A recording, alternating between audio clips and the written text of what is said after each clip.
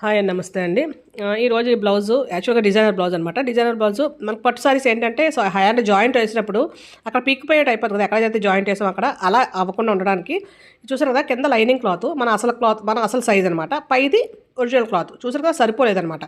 సరిపోకపోయినా ముందు మనం దానికి ఒరిజినల్ క్లాత్కి ముక్క జాయింట్ చేసేయకుండా ముందు లైనింగ్ క్లాత్కి మనకు ఎంతైతే ముక్క ఉందో హ్యాండ్ దాన్ని ముందు జాయింట్ చేసేసుకోవాలి. కుట్టు మొత్తం 4 వైపులా కూడా కుట్టు వేసేసుకొని జాయింట్ చేసేసుకున్న తర్వాత ఇప్పుడు మిగిలిన ముక్కని మనం తీసుకొని, అర్థమైంది కదండి. అంటే ముందు మన ఒరిజినల్ క్లాత్కి జాయింట్ వేసేసుకోకూడదు, వేసుకోకుండా ముందు ఒరిజినల్ క్లాత్ని ఎంత అయితే ఉందో ముక్క అంత ముక్కని మనం కరెక్ట్గా మధ్యలోకి పెట్టేసి లైనింగ్కి జాయింట్ చేసేయాలి. అప్పుడు ఈ ఎక్స్ట్రా ముక్కను మనం జాయింట్ చేసుకుని వేసినప్పుడు ఒక 1/2 ఇంచ్ వరకు కూడా ఉంచి అప్పుడు లోపలికి వేయాలన్నమాట. అంటే చివరికి మరీ అంచు మీద కాకుండా అలా వేసేసిన తర్వాత ఇప్పుడు ఇటు తిప్పేయాలి. ఎక్స్ట్రా ఉన్నదాన్ని కట్ చేసేసుకొని యువతలు తిప్పేయాలి. తిప్పేసిన తర్వాత పైన మళ్ళీ ఇంకో కుట్టు వేసేసుకోవాలి. అలా ఒక క్లాత్ సరిపోతే ఓకే. లేదు ఇంకా మనకి ఇంకా ఎక్స్ట్రాగా ఉంది, ఇంకా లైనింగ్ మనకి ఇంకా కావాలి అనుకుంటే ఇంకో క్లాత్ సేమ్ ఇప్పుడు ఎలాగైతే వేసాం అలాగే ఇంకో క్లాత్ కూడా వేసుకొని మనం స్టిచ్ చేసేసుకోవాలి. తర్వాత మనం నార్మల్గా మిగతా బ్లౌజ్ అంతా అలా కుట్టుకుంటాం, అలా కుట్టుకోవడమే. సో ఇదండి సారీ. ఈ సారీ మీద బ్లౌజు.